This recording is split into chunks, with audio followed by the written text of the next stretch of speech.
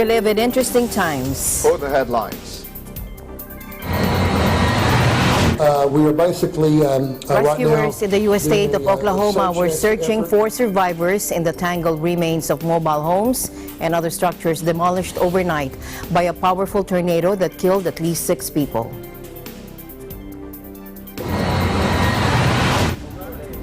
At least one person is dead following a magnitude 8 earthquake in Peru. U.S. President Donald Trump and Japanese Prime Minister Shinzo Abe presented a united front on North Korea. Is looking to create a nation. And in one of the world's biggest democratic votes, the main center-right and center-left groups lost their combined majority in the European Parliament in the face of a challenge by Eurosceptic and nationalist forces.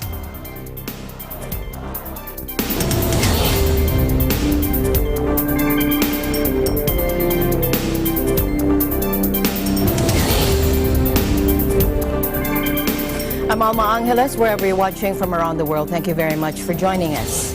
We welcome our viewers here in the Philippines and around the world. Good evening, everyone. I'm Sam Cepeda. And now to the news.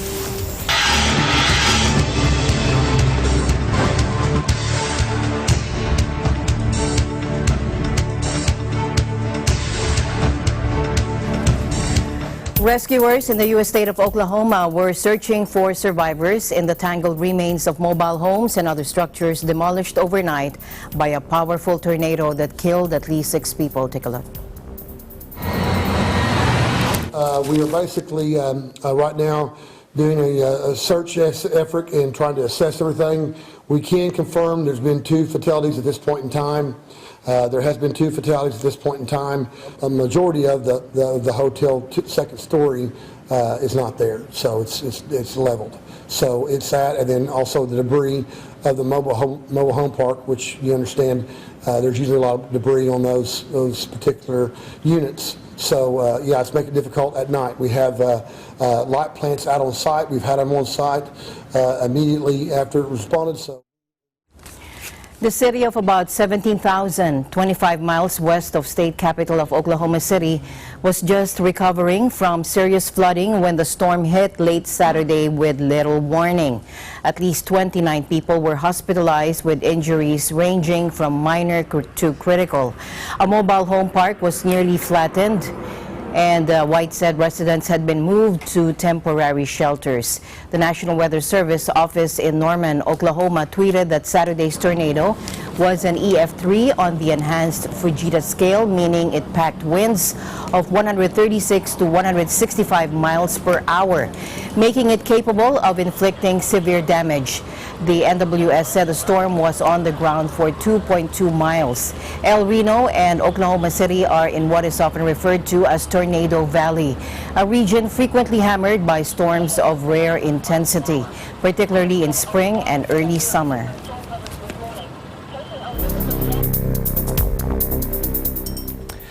Missouri and Kansas this past week were stuck in a cycle of severe storms and tornadoes. Our ABC correspondent E.J. Short gives us an update in his neck of the woods. Earlier this week, tornadoes touched down and battered several areas of the state. Officials say 3 people were killed in the town of Golden City, Missouri, by a tornado that touched down Wednesday night. However, as of right now, there are no active tornado warnings. Instead, many are under severe thunderstorm and flood warnings. Currently here where I am standing, the weather can be easily described as humid, lightning, and wind is starting to pick up. From Kansas City, Missouri, I am E.J. Short, reporting for Eagle News, and I am 1 with 25. Meanwhile, more bad news for the residents of the northern Alberta community of High Level in Western Canada, which is threatened by a wildfire. An Alberta government agency said a shift in wind direction could push the blaze even closer to the town. Our ABC correspondent Thomas Likeness reports. More bad news for residents of the northern Alberta community of High Level in Western Canada, which is threatened by a wildfire. A shift in wind direction could push the blaze even closer to the community. The fire remains out of control. It's only 3 kilometers from the town limits. The latest development means it will be a while longer before about 5,000 people who were forced from their homes can return and sleep in their own beds. Residents have gone to other communities where they've been living in hotels and evacuation centers or with friends and relatives since last week. Many of those people took refuge in the town of Slave Lake, nearly 6 hours away. One of them, Richard King, told Eagle News it was a frightening experience. Oh yeah, it's my first time. I haven't experienced this in the Philippines, so we're panicking and stuff. Like, yeah, when we get up from high level, we're panicking. Troy Clement echoed those thoughts, saying it was tough on the family. It was pretty scary. Kids, pets, they don't take it as well. They can't deal with it as well as us, so a little tougher on them. Some people left their pets. Waldemir Ritsky says the inferno surrounding the town left him feeling uneasy and uncertain about the future. I was frightened. Of course, if you get evacuated, you don't think very good. I thought potentially the town can be compromised, and who knows if I ever will come back, right? And if I do, where will my home be? Brian Vance is Slave Lake's chief administrative officer. He's been putting in long days making sure those who fled the fire are cared for, and Vance says so far they haven't had to use the evacuation center. Well, there's none being housed at the evacuation center. We have booked hotels for all the evacuees in Slave Lake. We do have the option of center at the multi-rec center. We've got up to 1,200 beds there, but we haven't had to use it. Vance says the evacuees are getting more than just lodging. Well, what we are making sure is that they have food. We've been providing food vouchers the first day, and now we've got the food truck with the Salvation Army. There's also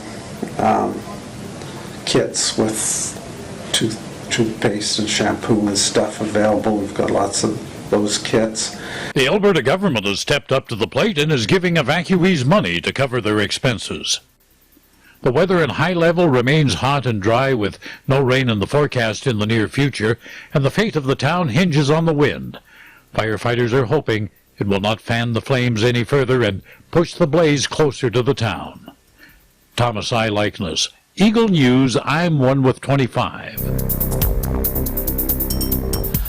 People remain in their flooded houses in Paraguay's Puerto Falcon after weeks of heavy rains caused rivers to overflow. Watch this.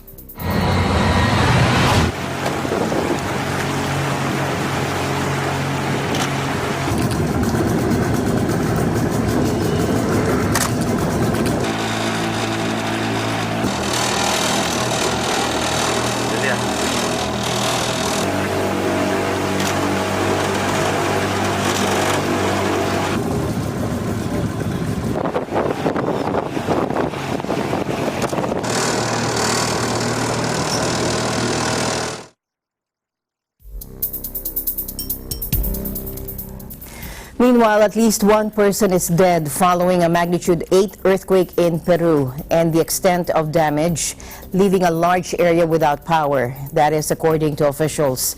Peru Civil Defense Coordinator Ricardo Seges told RPP Radio that a man was killed by falling debris in his house in Cajamarca. Officials say at least 15 others were injured in the quake, and the damage is extremely extensive. Reports said 15 people had been hurt in Ecuador. Meanwhile, many buildings have collapsed, including 50 homes that are said to be uninhabitable. The quake blocked roads, damaged a bridge, and knocked down houses, according to Peru's President Martin Vizcarra. He also said that it was the most powerful quake to hit the country in 12 years. 2:41 de la mañana tuvo lugar un sismo. Este es un sismo de gran magnitud. Es el sismo más fuerte de los últimos 12 años. El año 2007 es un sismo de magnitudes similares que se recuerda. Pero estamos en el Perú, un área, un país sísmico, y debemos estar preparados. The quake struck about 75 kilometers southeast of the town of Lagunas at a depth of at least 110 kilometers. The U.S. Geological Survey and Peruvian geophysicists said the quake registered 8.0 in magnitude. They said it lasted just over 2 minutes. The shock wave of Sunday's tremor also extended to neighboring Ecuador, where power cuts were reported in parts of the Amazon region. Peruvian media said the tremor was also felt in parts of Colombia and Venezuela. Peru lies on the so-called Ring of Fire, an arc of fault lines that circles the Pacific Basin and is prone to frequent earthquakes and volcanic eruptions. The South American country records about 200 earthquakes a year, most of them going unnoticed by the public.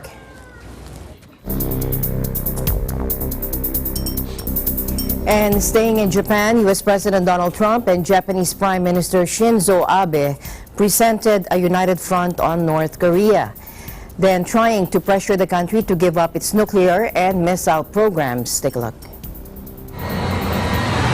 Exactly. Well, first of all, let me say that I think that Kim Jong-un, or Chairman Kim, as some people say, is looking to create a nation that has great strength economically. I think he's very much, I talked to him a lot about it, and he's very much into the fact that he believes, like I do, that North Korea has tremendous economic potential, like perhaps few other developing nations anywhere in the world. And I think that he is looking to develop that way. He knows that with nuclear, that's never going to happen. Only bad can happen. He understands that. He is a very smart man. He gets it well. So I think that he is going to try at some point. I'm in no rush at all. The sanctions remain. We have our hostages back. We, as you know, are getting the remains, continuing to get the remains. A lot of good things are happening. And very importantly, there's been no nuclear testing for 2 years. I looked at a chart the other day. During the past administration, there were many numbers that were very high, like 10 and 12 and 18, having to do with missile launches and nuclear testing.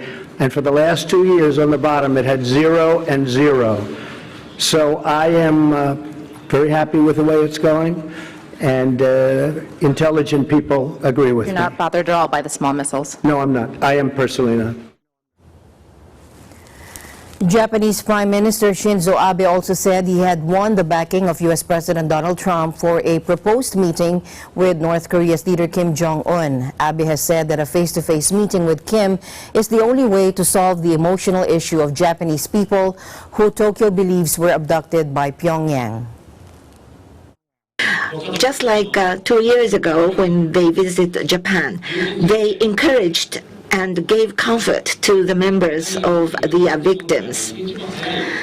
Toward the resolution of the most important abduction issue, at the earliest possible timing is what I am hoping for, and I'm determined that I have to face Chairman Kim Jong-un myself directly. Without any conditions, I will meet with the chairman, and I would like to have a discussion frankly, in complete candor.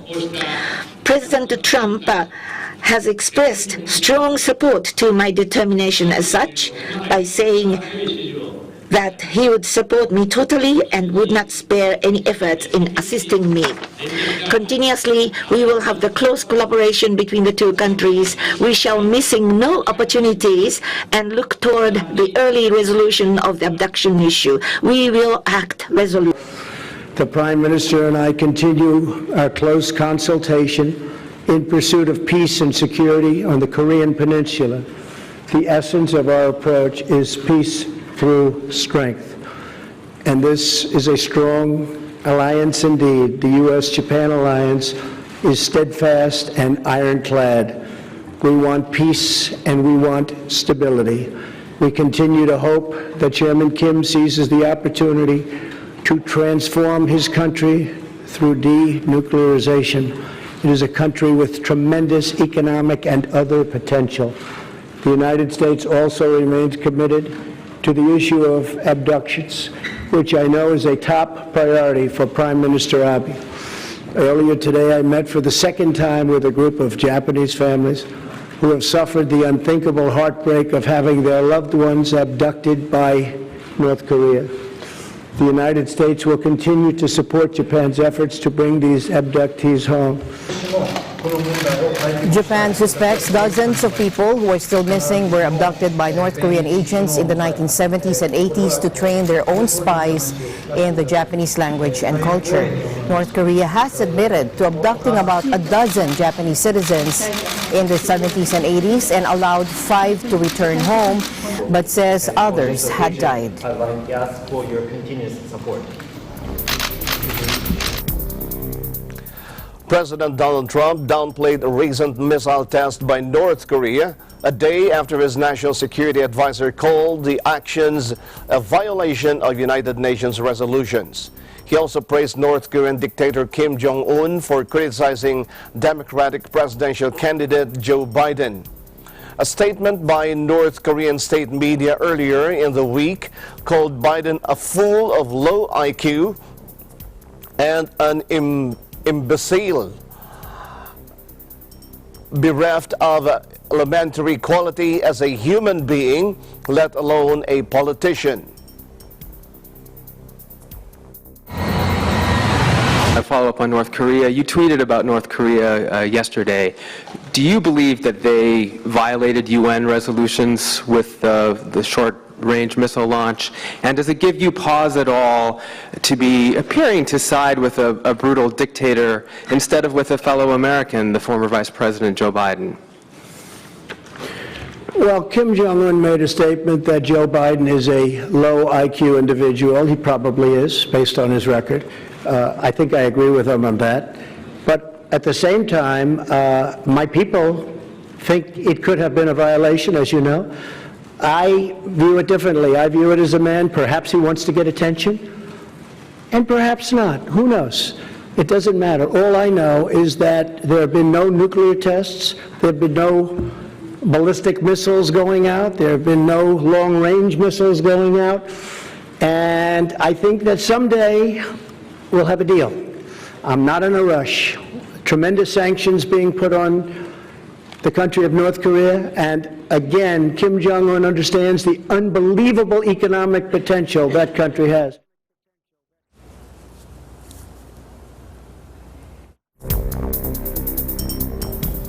And staying in Japan, President Trump said the United States was not seeking regime change in Iran despite mounting tensions. Take a look. I know so many people from Iran. These are great people.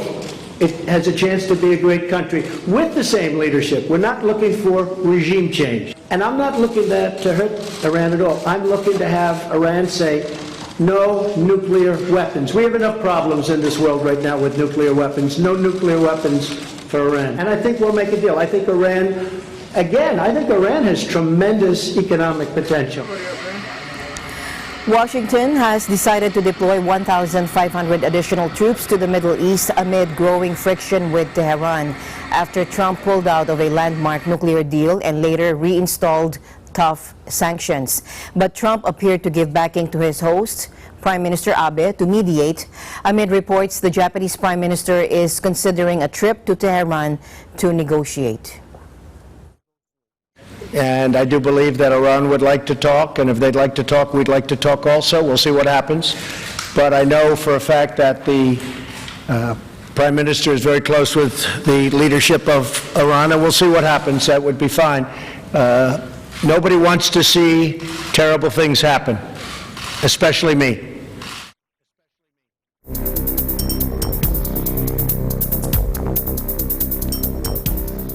Meanwhile, earlier in the day, as Donald Trump bonds with Japan Prime Minister Shinzo Abe on the golf course, First Lady Melania immerses herself in a digital art exhibition that has been a smash hit in Tokyo.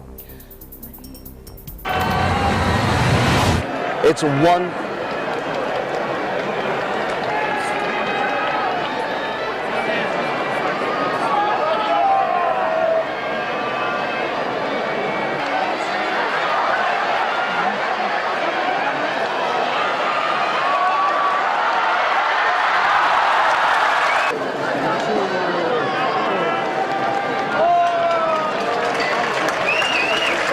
The The big man of Japanese sumo met their match Sunday in the form of an even bigger star, Donald Trump. Trump was the first U.S. president to attend a tournament in sumo's hallowed Ryogoku Kokugikan Arena, and when he entered, the crowd of more than 10,000 cheered and whistled. He waved, he pumped his fist, he beamed. 4 low seats awaited Trump, First Lady Melania Trump, and Japanese Prime Minister Shinzo Abe and his wife Aki. The furniture was a break-in tradition. Everyone else watching sumo ringside sits on simple mats, but Abe had pulled out all the stops to make sure Trump was happy. Giant sumo grapplers pushed and buffeted each other. The crowd veered from nervous anticipation to delirious cheers. Japanese wrestler Asanoyama lost his final bout, but was still far ahead enough of his competition overall to keep the title of champ. The crowd sang the Japanese national anthem. Up into the ring came Asanoyama to collect his first trophy, and the crowd cheered.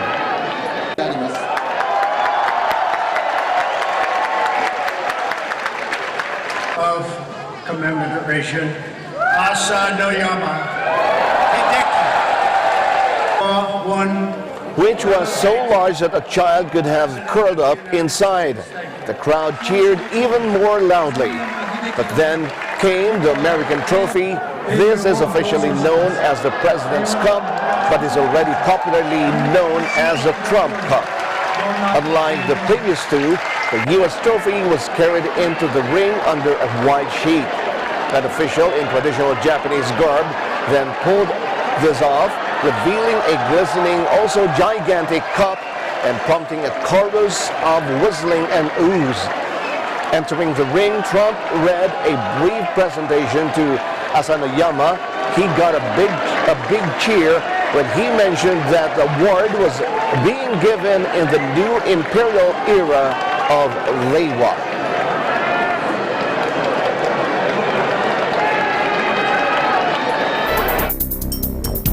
Meanwhile, earlier in the day, as Donald Trump bonds with Japanese Prime Minister Shinzo Abe on the golf course, First Lady Melania immerses herself in a digital art exhibition that has been a smash hit in Tokyo. Take a look.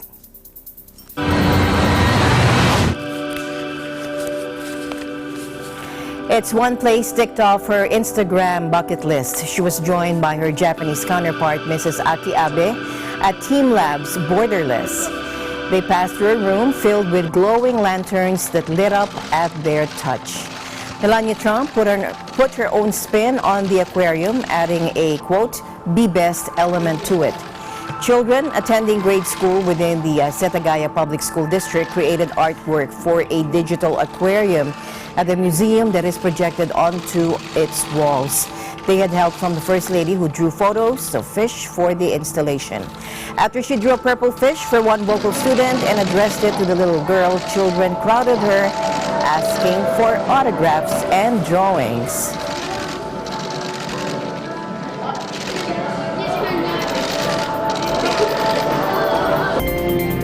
Senator Antonio Trillanes admitted that he met with Peter Jomel Advincula alias Bicoy earlier. He claimed he was approached by Advincula about the alleged drug links to the Duterte family last year. He said it was a group of priests who told him last August about Advincula. Advincula sought sanctuary with the priests due to alleged threats to his life. Una nang inilapit sa akin itong si Bicoy ng mga pare noong August last year. Ayon sa kanila, ito raw si Bicoy ay humingi sa kanila ng sanctuary dahil siya raw ay papatayin ng mga taga-sindikato na involved sa illegal drugs. Pinakinggan ko siya. Subalit nakulangan ako at naguluhan sa mga detalye, kaya isinantabi ko at tuluyan ng kinalimutan ang usapang ito. He said he rejected Advincula as a witness because of certain details missing in what he said. Maniwala siya kapag pinapanood mo. The Senate records would bear me out na wala ako sa Pilipinas na mga panahon na yun. However, he also denied that he had anything to do with Bicoy video series, nor any plans to oust President Duterte. He has lost all value and credibility as a witness. The fact na hindi ko siya inilabas dito, ibig sabihin hindi siya nakapasa sa aming vetting process at lalong hindi ko siya kinumpok. Uulitin ko, wala akong kinalaman sa paggawa ng mga videos na yun. To my PMA upperclassmen here, all right, sir.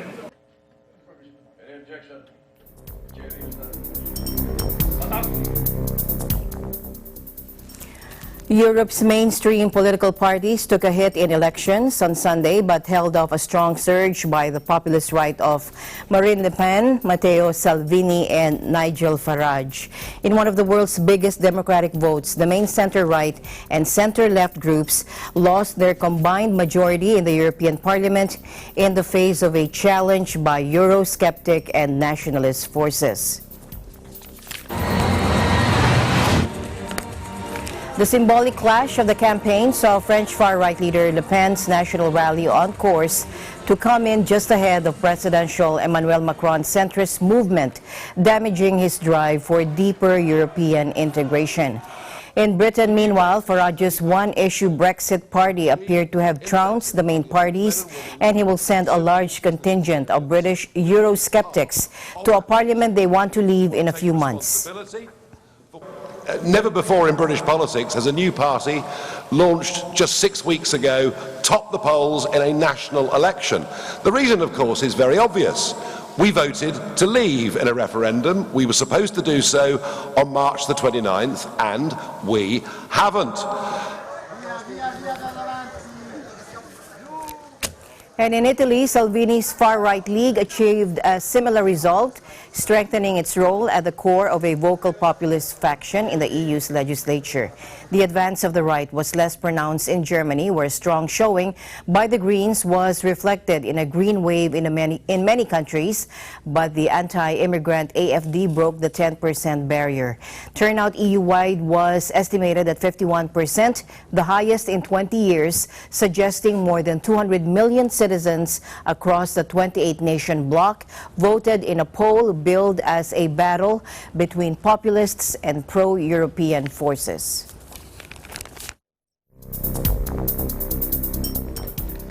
Anti-EU populist Nigel Farage's Brexit party triumphed early Monday in European Parliament elections that Britain was never meant to hold, while the ruling Conservatives suffered a historic blow.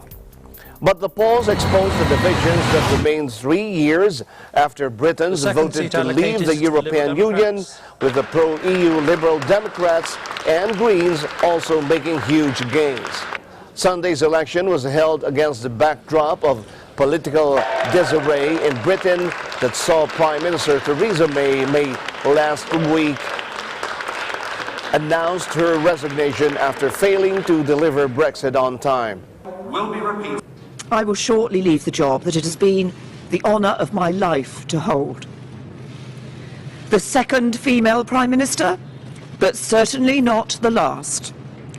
I do so with no ill will, but with enormous and enduring gratitude to have had the opportunity to serve the country I love. Farage only registered his party in February, but with most results declared, it won 28 out of 73 available seats, with almost 32% of the vote.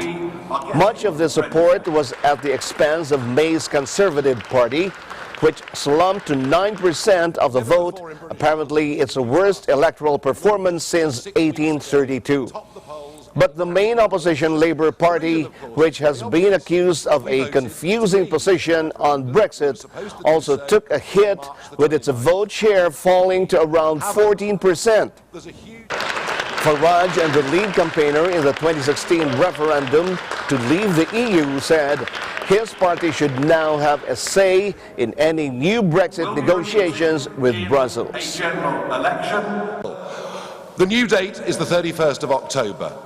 We in the Brexit Party have got men and women of considerable business experience. We want to be part of that negotiating team. We want to take responsibility for what's happening, and we're ready to do so. I hope the government is listening. If we don't leave on October the 31st, then the scores you've seen for the Brexit Party today will be repeated in a general election, and we are getting ready for it. Thank you.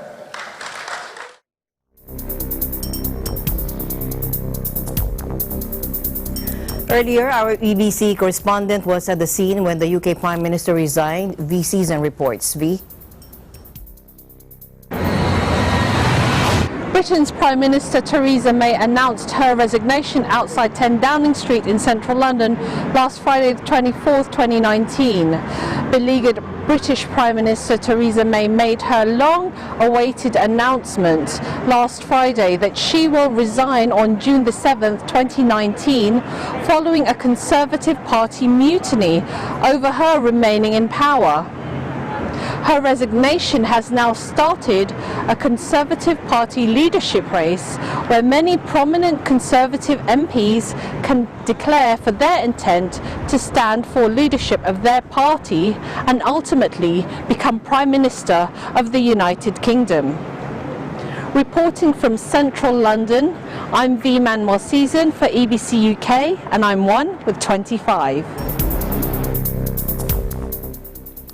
Europe's mainstream political parties took a hit in elections on Sunday but held off a strong surge by the populist right of Marine Le Pen, Matteo Salvini and Nigel Farage. Here's a video explaining the various key institutions of the European Union. European Union lawmakers gather in two cities, Strasbourg in eastern France and Brussels in Belgium. Europe's civil servants, meanwhile, are based in Luxembourg. The lion's share of parliamentary business is conducted in Brussels.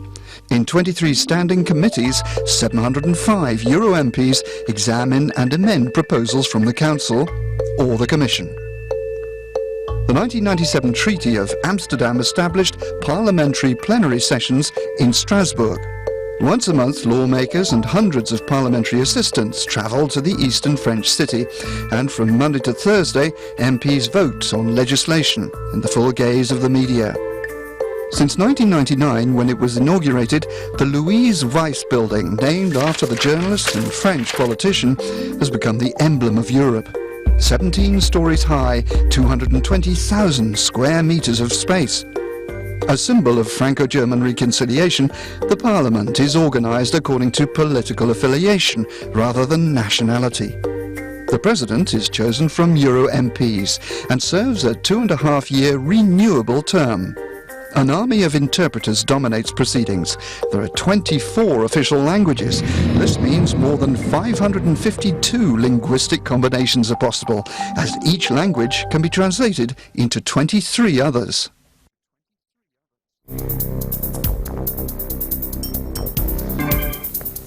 Welcome back. An American yoga instructor who spent 2 weeks lost in the wilds of Hawaii, surviving on plants and water, has been found alive after an ordeal she described as the toughest days of my life.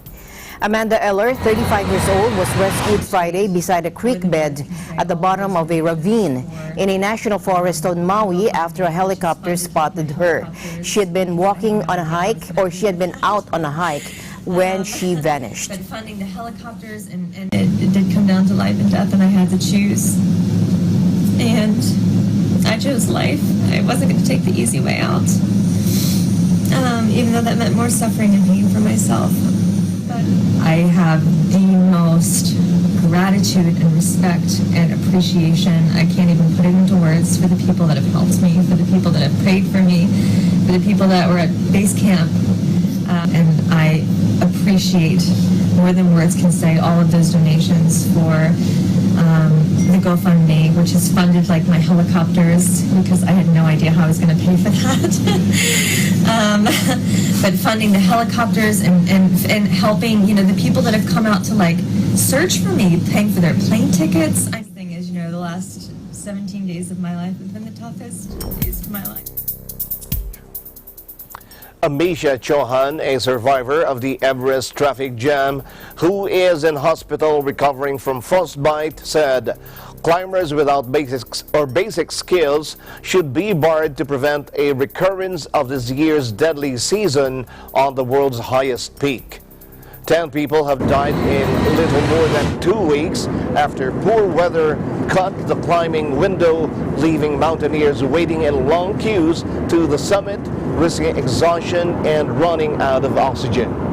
Nepal issued a record 381 Everest permits this season, and several hundred of the summiteers are not properly trained, take poor decisions, and put their own life in risk, and also the Sherpa guides, Chauhan said. The 29-year-old Indian had to wait 20 minutes to come down from the 8,848-meter peak, but others were held up for hours. She said only trained climbers should be granted the permit to climb Everest. As well as the Everest deaths, 9 climbers have died on other 8,000-meter Himalayan peaks, while 1 is missing. At least 4 deaths on the world's highest mountain have been blamed on overcrowding, with teams waiting sometimes for hours in the death zone, where the cold is bitter, the air dangerously thin, and the terrain treacherous. This year's Everest toll is the highest since 2014-2015, when huge earthquakes triggered devastating avalanches.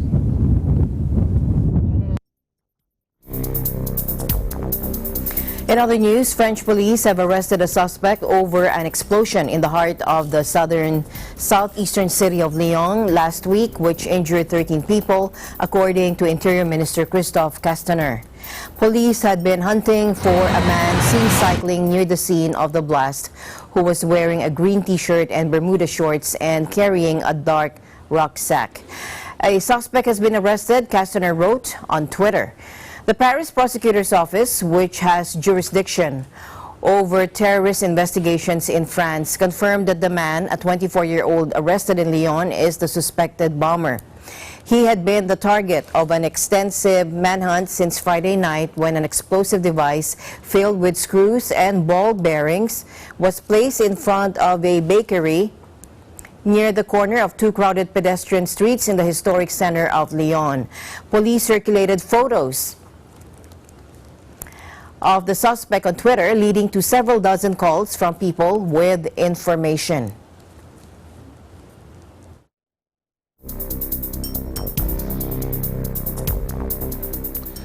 An Iraqi court on Monday condemned a 4th French citizen to death for joining the Islamic State group, a day after handing capital punishments to 3 other Frenchmen. Mustafa Merzougi, 37, was sentenced to death by hanging, according to an AFP journalist at the court.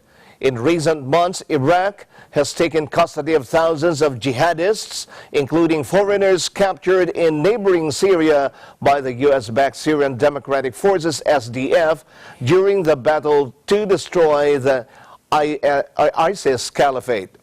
The Iraqi judiciary said earlier in May that it had tried and sentenced more than 500 suspected foreign members of ISIS since the start of 2018.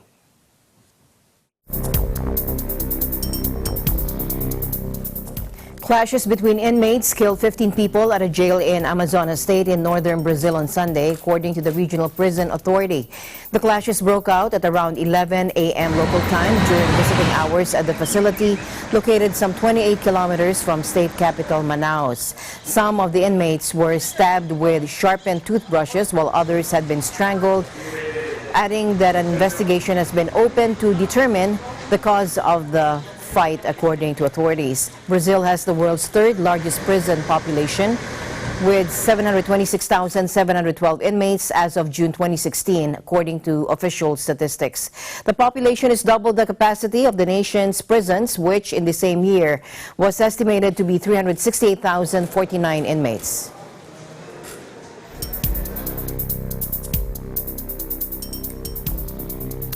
In Afghanistan, children suffering from the most serious form of malnutrition may die unless $7 million in funding is found within weeks, UNICEF said. UN Children's Fund spokesperson Christophe Boulierak told journalists in Geneva that 2 million children are acutely malnourished and 600,000 are in an even worse state. He likened the humanitarian situation in the war-torn country to one of the worst disasters on earth. There are 2 million children in the country which suffer from acute malnutrition, and among them 600,000 children that suffer from severe acute malnutrition. A child that suffers from severe acute malnutrition is a child that needs urgent treatment, otherwise he might die. We are the sole provider of treatment for severe acute malnutrition. If we don't have money to buy this treatment, the severely acute malnourished will not get it. This year, in 2019, we would like to reach 60%. It's even not 100%, but we cannot, and it's extremely worrying that we can even not. That if we don't get $7 million in 3 weeks, we will 1,300 facilities in all over the country will not get this treatment.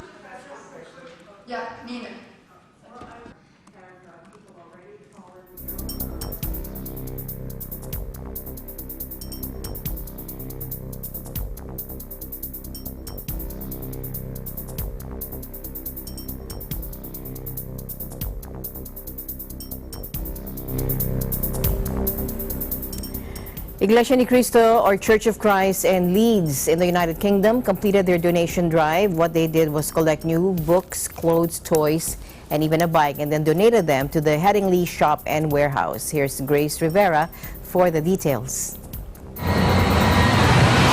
To know that we're helping others is very fulfilling. Charitable works also strengthen our personal values.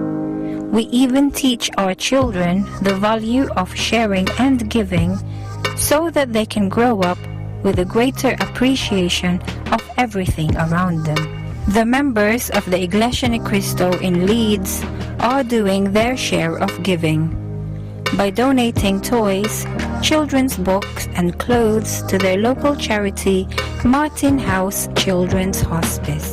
So my name is Frankie Nayak. I work at Martin House Children's Hospice, and we look after children that have a life-limiting condition from North, East and West Yorkshire. We look after children that have a condition that means that they are potentially not going to have the same quality of life, the same things that we would want for all of our children when they're born. So it's very much about the present, about the here and the now. And what we do at Martin House is make sure that our families live the fullest life with as much fun, as much rest for the parents, and as many memories that we can create as possible. Oh, the turnout has been phenomenal today. I didn't realise initially that this church actually existed, so be able to meet and become acquainted with so many different people here has been truly wonderful, because without the support of people like this church, without the individuals that go out and volunteer for us, that will raise money for us, Martin House can't offer the care and support to the children that they need. So it's been phenomenal. Today we're going to be donating toys so we could give toys to people who need stuff to read and learn. You should give them to the others because the others might not have any toys. I want to help them giving books to make them learn, like math, English, and other type of subjects so they could learn. I feel good about it because we're helping other children.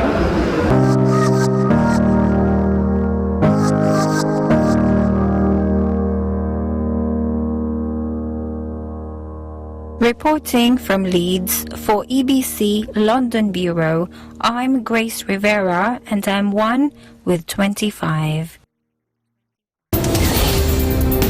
Thank you, Grace. Thank you, Grace. Don't forget to like us on Facebook, follow us on Twitter and Tumblr. Also check out our boards and Pinterest and pictures on Instagram. I'm Sam Cepeda. Thanks for joining us. And that's it for tonight's broadcast. I'm Alma Angeles and we're one with 25.